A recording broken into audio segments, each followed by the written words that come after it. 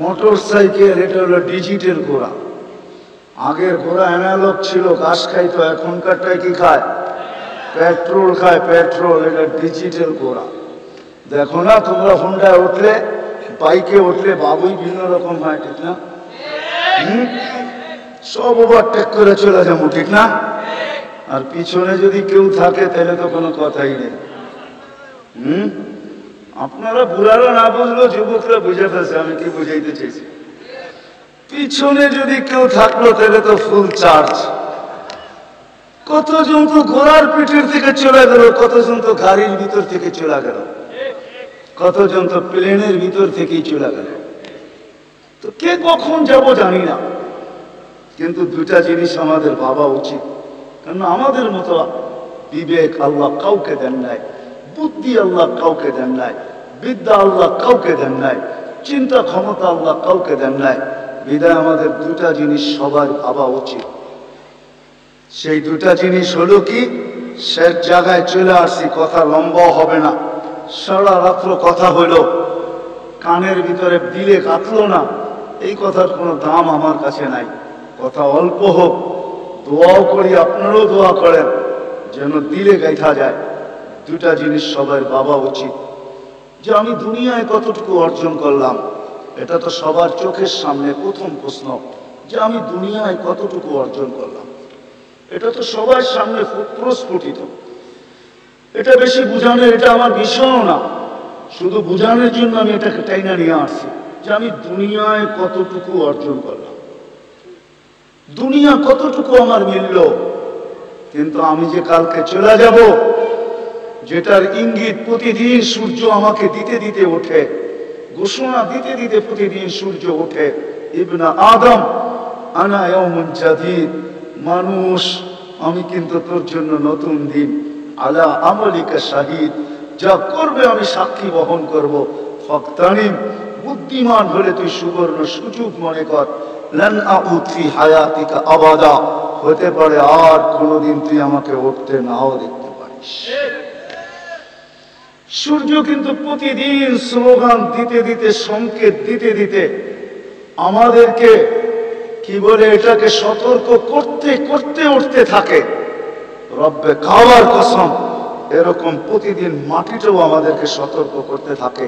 ইবনা আদম তামশি আলা যাহরি মাসিরুকা ফি বাতনি, মানুষ জমিনের উপরে তুমি যতই বিরাজমান হও না কেন, যতই জমিন তোমার পদচারণে মুখরিত হোক না কেন, যতই জমিনের উপরে তোমার দাপট চলুক না কেন, যতই জমিনের আধিপত্য তোমার হাতের মুঠায় থাকুক না কেন, যতই সারা দুনিয়াটা তোমার আঙ্গুলের মাথায় থাকুক না কেন, অচিরে তুমি আমার পেটে আসবে। তারপরে তুমি দেখবে আমার ব্যবহার। জমিন কিন্তু প্রতিদিন শতবার বলে, শুধু সূর্য আর জমিন না। বাইজিদ বুস্তামি রহমতুল্লাহ আলাইহি লেখছেন, আমার বাড়ির কুকুরটাও মাঝে মাঝে আমাকে সতর্ক করে, কুকুরও সতর্ক করে। এরকম বস্তু নাই আমাদেরকে সতর্ক না করে, প্রত্যেকটা বস্তু আমাদেরকে সতর্ক করে। ওলামা জানে ফেরেশতারও সকালবেলা সতর্ক করে। প্রতিদিন সকালে একদল ফেরেশতা চিৎকার দেয়, বিকালে আরেক দল ফেরেশতা চিৎকার দেয়। সকালে কিছু বলে, বিকালে কিছু বলে, আমাদেরকে সতর্ক করে। দুনিয়া কতটুকু করলাম ওটা তো আমার সামনে প্রস্ফুটিত, কিন্তু দ্বিতীয় বিষয় যেটা আমি ভাবাইতে চাইতেছি, আমাদের প্রত্যেকের ভাবা উচিত, চিন্তা করা উচিত, যে আমি দুনিয়ার জন্য, এই ছোট জীবনটার জন্য কতটুকু করলাম। সব দুনিয়ার সিঙ্গারকে যদি এক জায়গায় আনা হয়, গায়কদেরকে এক জায়গায় আনা হয়, চাই সেটা যত নামি দামি গায়ক হোক আর যত কুকুল কণ্ঠ হোক, দাউদ আলাইহিস সালামের আওয়াজের সামনে এক বিন্দু হবে না। ওই আওয়াজ আমাদের প্রত্যেককে আল্লাহ দিবে, সৌতা দাউদ। প্রত্যেক জান্নাতীর গলার আওয়াজ দাউদ আলাইহিস সালামের মতো হবে।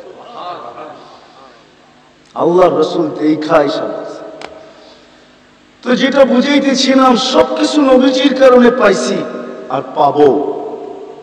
উনি চিরদিন থাকতেন, এই জগৎটা অস্তিত্বই পেয়েছে ওনার কারণে, ওনার সুবাদে সবকিছু অস্তিত্ব। উনি যখন থাকেন না, আমরাও থাকবো না। কিন্তু কে কখন যাব, আগেই বলছি, জানার কোনো সুযোগ নেই। কে ঘোড়ার পেটের থেকে যাবে, কে গাড়ির ভিতর থেকে যাবে, কারো জানার সুযোগ নাই। 60-70 বছরের জীবনটার জন্য কতটুকু করলাম, যা করলাম বটে, কিন্তু আমি তো কিছুই নিতে পারবো না। আপন জন তো আমাকে কিছু নিতে দিবে না। দুনিয়ার সবচেয়ে সস্তা কাপড়, এই জন্য আমার কথা আপনাদের দিলে গাঁথবে কিনা আমি জানি না। আমি বইরা বেড়াই যে আমাদের মতো জালেম কেউ নাই। মা বাবার থেকে সব কিছু নিয়ে নিলাম, দুনিয়ার সবচেয়ে সস্তা কাপড় পেঁচে কবরে দিয়া দিলাম। রাগ হয়ে যাবেন বলবো? রোজা গেছে 21 দিন হইল আজকে। রমজানে নফল ফরজের মর্যাদা ছিল, কিন্তু এইখানে কয়জন হাত উঠাইতে পারবে যাদের মা বাবা দুনিয়ার থেকে চলে গেছে, যে আমি রমজানের 30 দিন প্রতিদিন 2 রাকাত নফল পড়ছি, আর আল্লাহর কাছে হাত উঠায়া বলছি, মালিক পড়ছি তো নফল বটে, কিন্তু তোমার কাছে তো 2 রাকাত ফরজ গণ্য হলো। 1 রাকাত আমার বাবাকে দিয়া দিয়েন, 1 রাকাত আমার মাকে দিয়া দিয়েন। এরকম 30 দিন 2 রাকাত করে নফল মা বাবার জন্য এখানে কয়জন বসছে? কয়জন হাত উঠাইতে পারবে? তাহলে এখন পাবেন আপনি আমিও যখন চলে যাব, দুনিয়ার জন্য কতটুকু করলাম? এটা আমার প্রথম প্রশ্ন ভাবা উচিত। আমি দুনিয়ার জন্য কতটুকু করলাম? রেজাল্ট আপনাদের সামনে আমি নিয়ে আসলাম। বাবা সব লেখা গেছে, কিন্তু আমার কপালে জোটে নাই যে আমি রমজানের 2 রাকাত নফল পড়া ডেইলি বাবাকে দিতে। এতটুকু আমার মন বলে নাই আমাকে, এতটুকু বলে নাই আমার মন যে আমি বাবাকে ডেইলি রমজানে সমস্ত তসবিহাতকে 1000 গুণ বাড়ায় দেওয়া হয়। একবার সুবহানাল্লাহ পড়লে 1000 সুবহানাল্লাহ সওয়াব পাওয়া যায়। একবার কলেমা পড়লে 1000 কলেমা। আমি 70 বার পড়েও তো আল্লাহকে বলতে পারতাম, আল্লাহ 70 বার পড়ছি বটে, কিন্তু শুনছি এটা নাকি 1000 গুণ বাড়ে। তাহলে 70টা 70,000 হয়ে গেল। কিতাবে শুনছিলাম মা বাবার জন্য 70,000 কলেমা দিলে নাকি আপনি মাফ করে দেন। আমি 70 বার পড়া 70,000 গয়না আমার মা বাবার জন্য দিয়ে, বাবার জন্য দিয়া দিলাম, মার জন্য দিয়া দিলাম। কয়জন আমরা দিছি? তাহলে বাস্তব চিত্রটা তো আমার সামনেই, যে আমি দুনিয়ার জন্য কতটুকু করলাম, 60-70 বছরের জন্য কতটুকু করলাম। এটা প্রথম প্রশ্ন, প্রথম ভাবনা, প্রথম চিন্তা। 2টা জিনিস চিন্তা করা চাই, 2টার ভিতরে প্রথমটা বললাম যে আমি দুনিয়ার জন্য কতটুকু করলাম। 60-70 বছর। কিন্তু নারায়ণগঞ্জেও পাওয়া যাবে দুনিয়ার জন্য বাড়ি রেডি করছে, কিন্তু ওই বাড়িতে আর পাও ঢুকানো হয় নাই। ওই বাড়িতে পাও ঢুকানো হয় নাই। আছে নারায়ণগঞ্জে পাওয়া যাবে না? যাবে না? ওই বাড়িতে আর পাও ঢুকানো হয় নাই। তো আমি দুনিয়ার জন্য কতটুকু করলাম? দ্বিতীয় আমার ভাবনা আপনাদের কাছে চিন্তার বিষয়, যেটা আমি বললাম যে 2টা চিন্তা আমার করা উচিত। আমি বিবেকমান বিদায়, আমি বিদ্বান বিদায়, আমি বুদ্ধিমান বিদায়, চিন্তা ক্ষমতা আছে বিদায়, আমি সৃষ্টির সেরা বিদায়। আমাকে 2টা জিনিস চিন্তা করা উচিত, যে আমি 60-70 বছরের জন্য আমি কতটুকু করলাম। 60-70 বছরের জন্য আমি কতটুকু মাথার ঘাম পায়ে ফেললাম, কতটুকু আমি অর্জন করলাম। কিন্তু নিতে তো পারবো না। সত্য তো কবির কথাই হবে, इस दुनिया में हजारों करोड़ों माली थे, सिकंदर जब दिया तो दोनों हाथ खाली थे। सिकंदर যখন গেছে তো 2 হাত খালি নিয়ে গেছে। দ্বিতীয় আমার ভাবনার বিষয়, প্রশ্নের বিষয়, যেটা বুঝাইতে চাইতেছি, 60-70 বছরের জন্য আমি কতটুকু করলাম, কতটুকু ক্লান্ত হলাম, কতটুকু মাথার ঘাম পায়ে ফেললাম,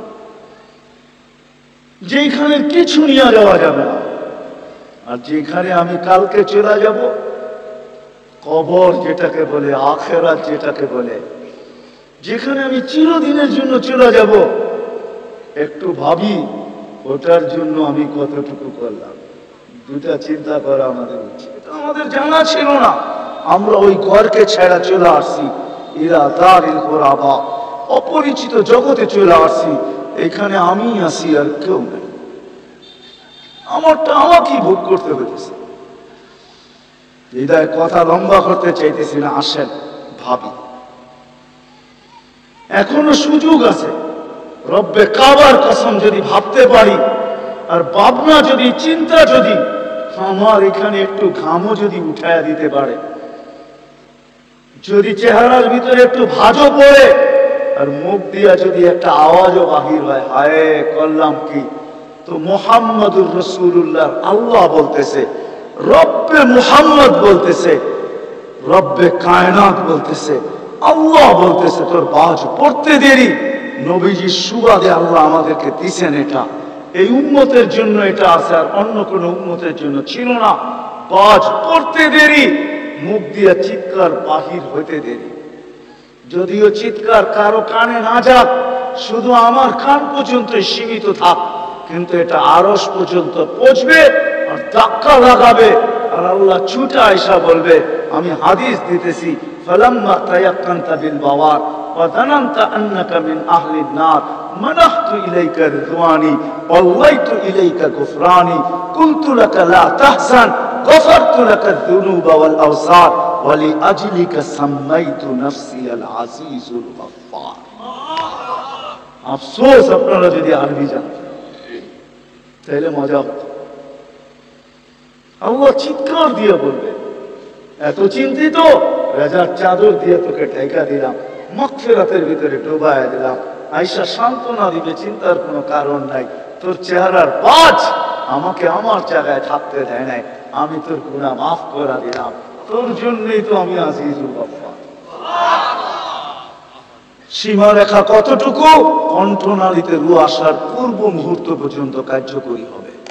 শুধু এই উম্মতের জন্য, আর কারোর জন্য ছিল কি ছিল না আমি জানি না, কিন্তু এই উম্মতের জন্য আমাদের নবীজির সুবাদে আমাদের জন্য আল্লাহ সুযোগ দিছেন, বলে দিছেন। তাও নবীজির চোখের পানির কারণে বড় কাঁদতেন উম্মতের জন্য। আজকে তো এই মজলিসে একজনও পাবো না, পাবো কিনা জানি না, আমি খুব বলি পাবো কিনা জানি না, যে যতবারই চুল কাটছি আজ পর্যন্ত সেলুনে যে কোনো বয়স্ক আর যুবক কেউ সেলুনওয়ালাকে এই কথা বলছে যে আমার চুলটা আজকে আমার নবীর আদর্শ মতে কেটে দিবে। যদি বলবে সারা জীবন তো তুমি তোমার ইচ্ছা মতো চুল কাটো, আজকে কেন আদর্শ মতো, বলে আমি একবার হলেও কেটে নিতে চাই, যাতে কিয়ামতের দিন যখন দেখা হবে তাহলে যেন হাত পাতার সুযোগ হয় যে আমি একবার হলেও আপনার আদর্শ মতে চুল কাটছি, আপনি তো সারা জীবন আমার জন্য চোখের পানি ঝরাইছেন, আমি একবার হলেও আপনার আদর্শ মতো চুল কাটছি, আমাকে কিছু দেন। একজনও তো পাওয়া যাবে, অথচ ওনার চোখের পানির কারণেই আল্লাহ আমাদেরকে সুযোগ দিচ্ছেন। কণ্ঠনালীতে রু আসার পূর্ব মুহূর্ত পর্যন্ত সুযোগ আছে। বন্দরের মানুষ ভাবেন, দুটা প্রশ্নই আমি আপনাদের সামনে রাখছি, যে বিবেকমান, বুদ্ধিমান, বিদ্বান, চিন্তাশীল মানুষের দুটা জিনিস ভাবা উচিত। আমি দুনিয়ার জন্য কতটুকু করলাম, এই 60-70 বছরের জীবনের জন্য কতটুকু করলাম, আর ওই চিরজীবনের জন্য কতটুকু করলাম।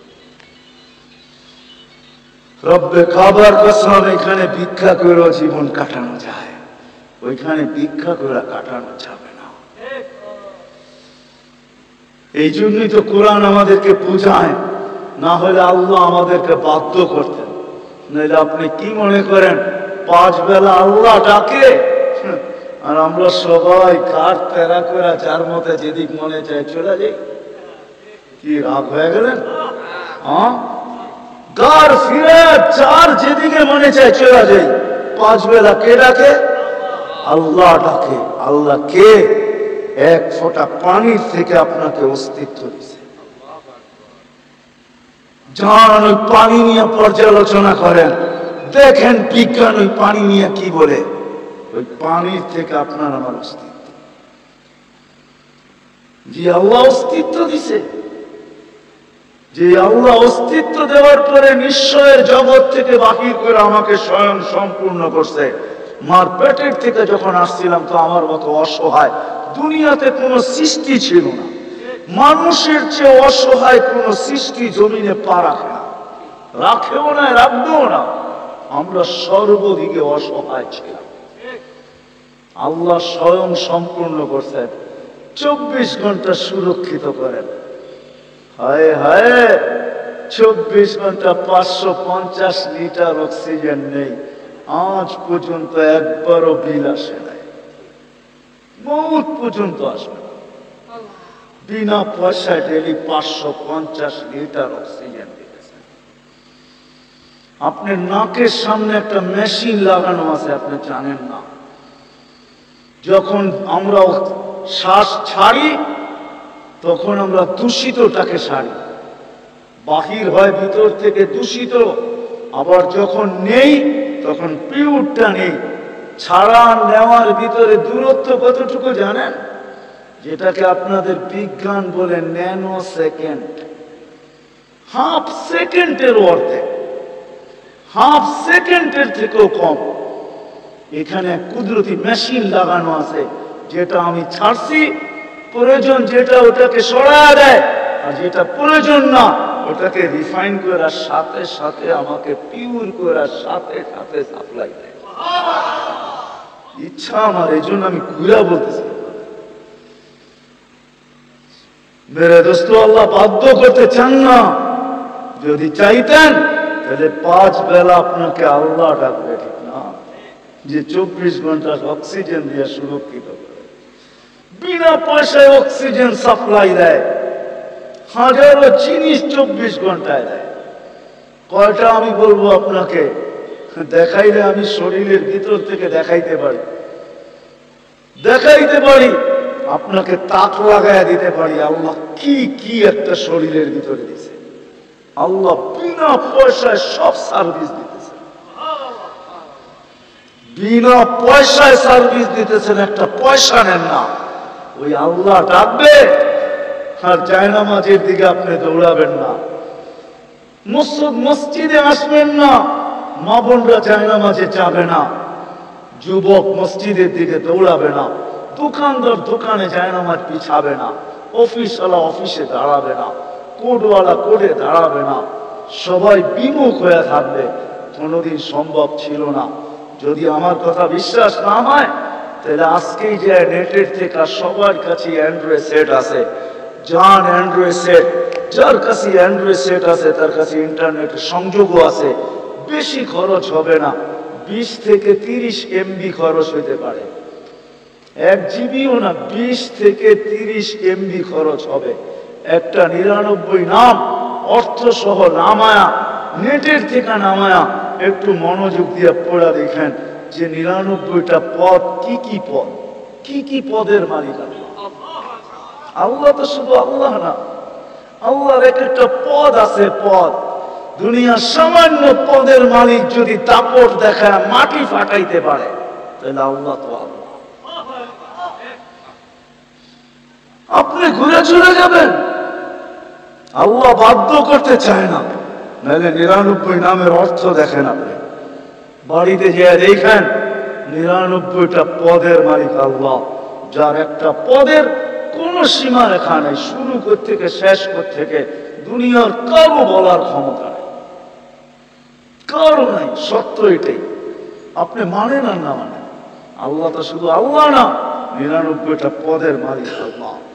আল্লাহ শুধু আল্লাহ না, আল্লাহ রহমান, আল্লাহ রহিম, আল্লাহ মালিক, আল্লাহ কুদ্দুস, আল্লাহ সালাম, আল্লাহ মুমিন, আল্লাহ মুহাইমিন, আল্লাহ আসিস, আল্লাহ জব্বার, আল্লাহ মুতাকাব্বিরুল খালিকুল বারিকুল মুসাব্বিরুল গফফারুল কাহ্হারুল ওয়াহ্হাবুর রাসাকুল ফাত্তাহুল আলিমুল কাবিদুল বাসিতুল খাফিদুর রাফিউল মুইসুল মুদিল্লুস সামিউল বাসিরুল হাকামুল عدل اللطيف الخبير الحليم العظيم الغفور الشكور العلي الكبير الحفيظ المقيت الحسيب الجليل الكريم الرقيب المجيب الواسع الحكيم الودود المجيد الباعث الشهيد الحق الوكيل القوي المتين الولي الحميد الموصي المبدي المعيد المحيي المميت الحي القيوم الواجد الماجد الواحد الأحد الصمد القادر المقتدر المقدم المؤخر الأول والآخر الظاهر والباطن الوالي المتوالي البر التواب المنتقم العفو الرؤوف مالك الملك ذا الجلال والإكرام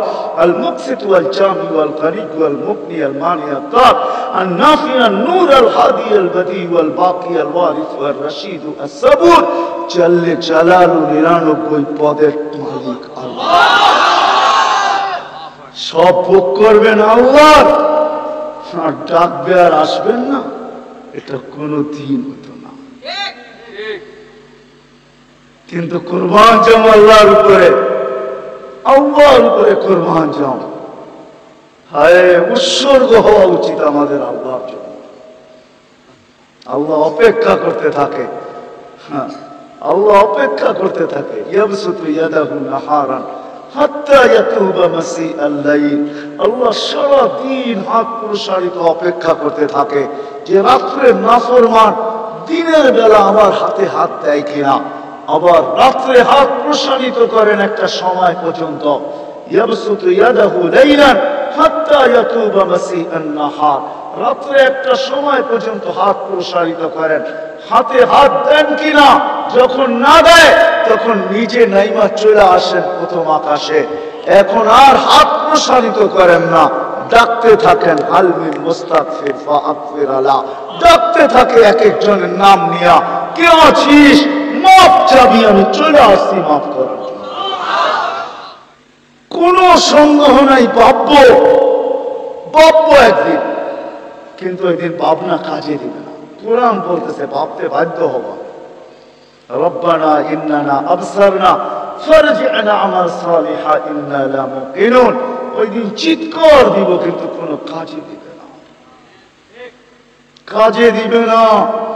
আমি তো বলি, হে মুহাম্মদুর রাসূলুল্লাহ সাল্লাল্লাহু আলাইহি ওয়াসাল্লামের মতো নবী পাইলাম আর উনার উম্মত হইলাম, তারপরে যদি দুচোখে গেল, এর চেয়ে বড় হতভাগা কেউ হবে না।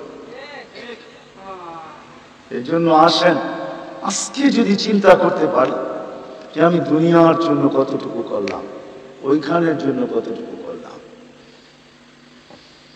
কেন যাওয়ার সময় কারো নির্ধারিত নেই, ওইখানে কেউ কারো দিকে তাকাবে না।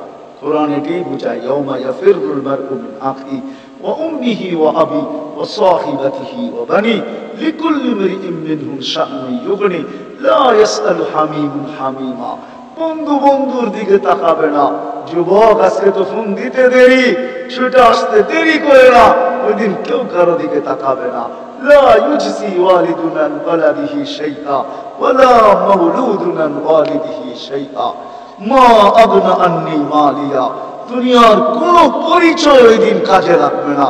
যদি লাগতো তাহলে একমাত্র আবু তালেবের জন্য লাগতো, কারোর জন্য যদি নাও লাগতো। আপনি আপনার নবীকে ছিলেন না। আমাদের নবীজির হাতের ছোঁয়াও যার লাগছে তার ভাগ্য খুলে গেছে। শুধু হাতের ছোঁয়া, হাত দিয়ে এরকম ছুঁয়া দিয়েছেন, ওর ভাগ্য খুলে গেছে। ইশারা করছেন, ভাগ্য খুলে গেছে। আনাস রাদিয়াল্লাহু তাআলা দস্তরখানে খায়া হাত মুছছেন, উনি জীবন ভরে দস্তরখানকে পানি দিয়া পরিষ্কার করেন না, আগুন দিয়া করছেন। আগুন ময়লা খায়া ফেলছে, একটা সুতো খেতে পারে না। যার হাতের ছোঁয়া লাগলে দুনিয়ার আগুন জ্বালাইতে পারে না। আবু তালেব 6 বছর 6 মাস বয়সে ভাতিজাকে বুকে নিছেন, বুকে 50 বছর 6 মাস 10 দিন। যেই দিন, ওই দিন বুকের থেকে নামায় একটা চিৎকার দিয়ে দুনিয়ার থেকে চলে গেছেন। 44 বছর 10 দিন ভাতিজাকে সিনার ভিতরে রাখছেন। তাইলেও আবু তালেবের জন্য কাজে লাগতো, কিন্তু লাগে নাই। আল্লাহ রাসূল নিজের হাতে আবু তালেবকে কবরে নামাইছেন আর চিৎকার দিয়া বলছেন, আম্মি আম্মি মা তারাক্তালি সাবিলা। চাচা চাচা চাচা, আমার জন্য কোনো রাস্তা রাখলেন না। আমি যে আল্লাহর কাছে হাত উঠাবো, কোন রাস্তা আপনি রেখে গেলেন, কাজে লাগতো।